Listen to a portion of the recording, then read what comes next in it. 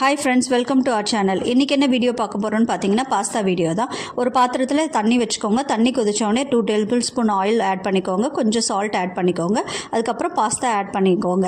Pasta வெந்த உடனே பாத்தீங்கன்னா நெக்ஸ்ட் அத ஃபில்டர் பண்ணி எடுத்து வெச்சுக்கோங்க. அதுக்கு அப்புறம் பாத்தீங்கன்னா ஒரு கடாய் வெச்சுக்கோங்க. கடாயில 2 tablespoon ஆயில் ஆட் பண்ணிக்கோங்க. garlic அப்புறம் ginger ஆட் பண்ணிக்கோங்க. அதுக்கு அப்புறம் பாத்தீங்கன்னா பச்சை மிளகாய் லைட்டா வெந்த உடனே நெக்ஸ்ட் பாத்தீங்கன்னா ஆனியன் ஆட் பண்ணிக்கோங்க.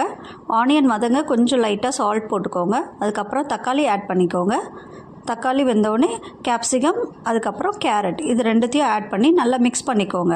கொஞ்சம் ஒரு 2 minutes வதங்கின பிறகு டொமேட்டோ சாஸ், அதுக்கப்புறம் பார்த்தீங்கன்னா சில்லி சாஸ், அதுக்கப்புறம் பார்த்தீங்கன்னா சோயா சாஸ் இது மூணுத்தையும் நல்லா மிக்ஸ் பண்ணிக்கோங்க. காரம் தேவைன்னா நீங்கள் சில்லி பவுடர் ஆட் பண்ணிக்கோங்க, வேணான்னா ஸ்கிப் பண்ணிக்கோங்க.